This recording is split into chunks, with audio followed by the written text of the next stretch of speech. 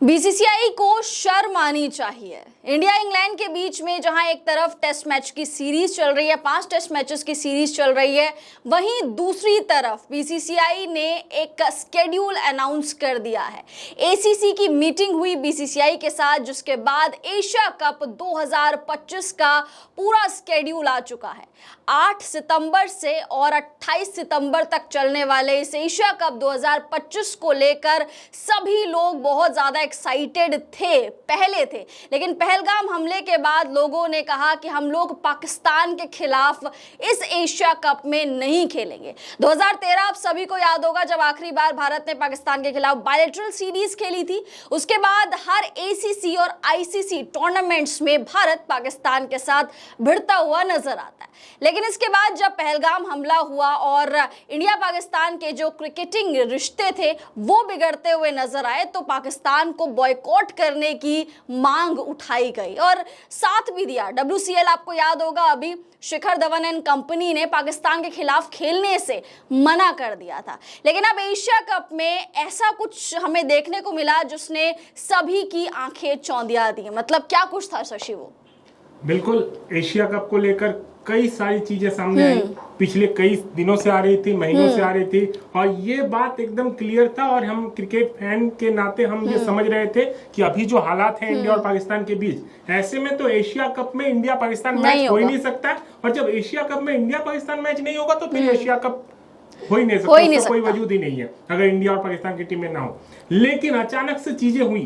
पहले ढाका में जो है एसीसी की मीटिंग के लिए खबर आती है, और उस खबर में पहले तो बीसीसीआई पहले मना करता है कि हम ढाका नहीं जाएंगे, लेकिन बाद में अचानक से बीसीसीआई तैयार हो जाता है मीटिंग में जो है ऑनलाइन तरीके से जोड़ने के लिए। फिर ऑनलाइन मीटिंग होती है, और जैसे ही मीटिंग होती है अगले दिन शेड्यूल आ जाता है एशिया कप का पूरा जो खाका जो है वो बता देता है। वो भी कौन ट्वीट करते हैं एसीसी के जो चेयरमैन है नकवी साहब ट्वीट करते हैं और पूरा शेड्यूल के बारे में जानकारी दे देते हैं। यानी कि पिछले दिनों जो मीटिंग हुई उस मीटिंग में ये सब कुछ तय हो गया, क्या शेड्यूल होगा, क्या ग्रुप होगा।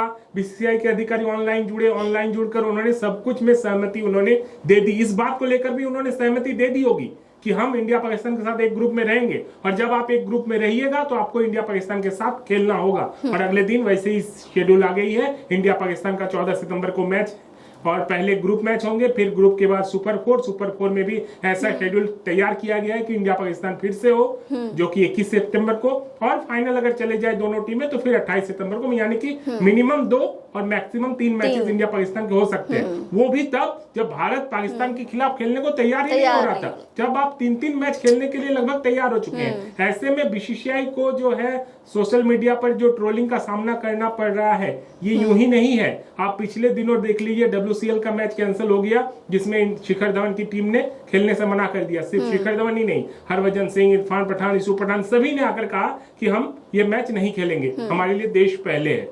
उस वक्त देश पहले था उन खिलाड़ियों के लिए, सीनियर खिलाड़ियों के लिए, लेकिन अब बीसीसीआई के लिए क्या देश पहले नहीं है? अब बीसीसीआई ने हामी क्यों भर दी मीटिंग में कि हाँ हम जो है एशिया कप खेलेंगे, पाकिस्तान के साथ ग्रुप में रहेंगे, पाकिस्तान के साथ मैच भी खेलेंगे। तो ऐसे में बीसीसीआई की एक दोहरी रणनीति सामने आती है कि वो कहता कुछ है, अंदर कुछ करता है।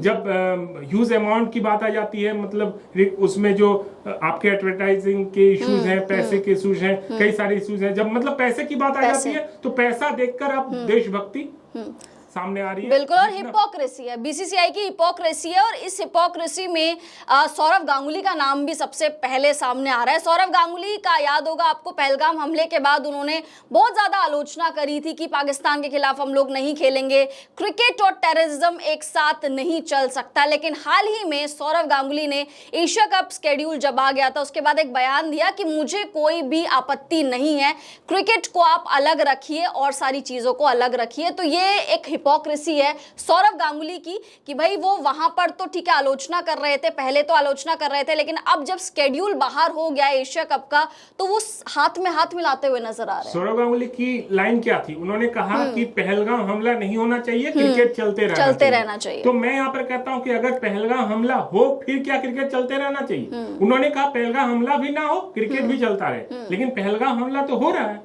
घटनाएं तो घट रही है, उनकी ओर से उसी तरह के जो है मापदंड अपनाए जा रहे हैं, रवैया तो उनका वही है। तो फिर क्रिकेट चलते रहना चाहिए या नहीं चलते रहना चाहिए?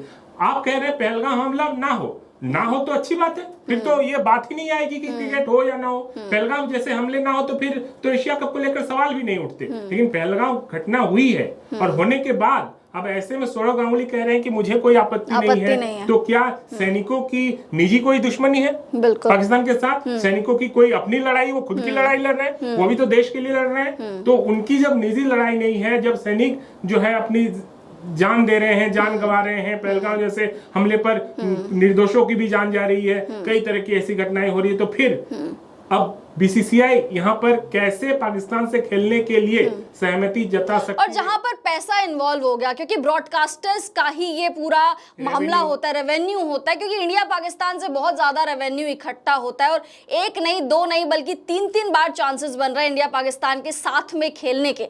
एशिया कप हम सबके लिए नेपाल, ओमान ये नहीं है। एशिया कप हम सबके लिए इंडिया वर्सेस पाकिस्तान है, जहां से ज्यादा रेवेन्यू जनरेट होता है। इसीलिए आपने देखा होगा कि इंडिया पाकिस्तान संडे को रखाया जाता है, ताकि संडे को ज्यादा से ज्यादा लोग उसको देखें और ज्यादा से ज्यादा पैसा जनरेट हो, रेवेन्यू जनरेट हो। तो ये बहुत ही ज्यादा हिपोक्रेसी है बीसीसीआई की, कि जहां एक तरफ तो आप आलोचना कर रहे हो इन सारी घटनाओं की, वहीं दूसरी तरफ जब क्रिकेट की बात है, वहीं दूसरी तरफ जब पैसा इन्वॉल्व हो जाता है, तब आपने घुटने टेक दिए, वो भी मोहसिन नकवी के सामने। और मोहसिन नकवी का जो सीना है, मुझे लग रहा है वो गर्व से चौड़ा हो गया होगा कि देखिए हमने भारतीयों को झुका दिया, हमने बीसीसीआई को झुका दिया बेसिकली। बिल्कुल, पाकिस्तान तो इसमें अपनी जीत मान रहा होगा कि जीत इसलिए मान रहा और वहां के चैनल्स में यही चल रहा होगा कि बीसीसीआई झुक गया है। हाँ, बीसीसीआई अपने कहती है कि सबसे बड़ी जो है क्रिकेटिंग बोर्ड है, उसके सामने किसी की नहीं चलती, यहाँ तक कि आईसीसी की नहीं चलती, ये तमाम तरह की खबरें चलाई जाती है। लेकिन बीसीसीआई तो पाकिस्तान बोर्ड के आगे भी झुकता हुआ नजर आ रहा है।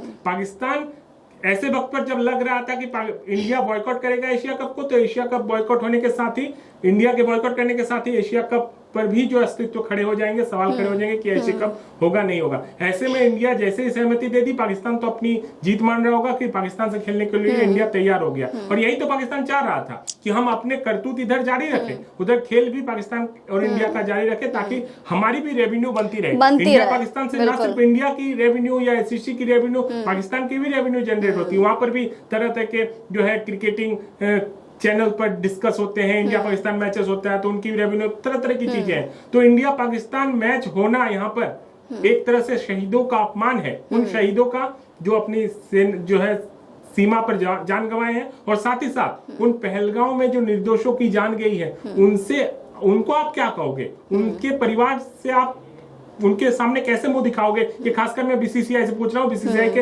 अधिकारी से पूछ रहा हूँ कि आप एक वक्त पर कह रहे थे कि क्रिकेट और टेररिज्म एक साथ नहीं चल सकता, और अचानक से आप तैयार भी हो गए। यहाँ पर मैं ये भी कहूंगा कि जो सरकार है, कोई भी क्रिकेट, जब इंडिया पाकिस्तान की क्रिकेट की बात होती है तो सरकार की भी सहमति जरूरी होती है। तो ऐसे में सरकार से भी सहमति मिल गई है। यहाँ पर ना सिर्फ बीसीसीआई तब हिम्मत करता है जब सरकार से उनको सहमति मिल जाती है, यानी कि सरकार ने भी हरी झंडी दे दी है कि आप पाकिस्तान के साथ खेल सकते हैं। ऐसे में सरकार पर भी सवाल खड़े होते हैं। खैर, हमारी स्पोर्ट्स कवरेज है, इसलिए मैं स्पोर्ट्स तक ही सीमित रहूंगा, लेकिन सरकार पर भी सवाल होंगे कि सरकार ने भी सहमति कैसे दे दी पाकिस्तान के साथ खेलने के लिए। ना सिर्फ बीसीसीआई बल्कि सरकार भी सवालों के घेरे में है।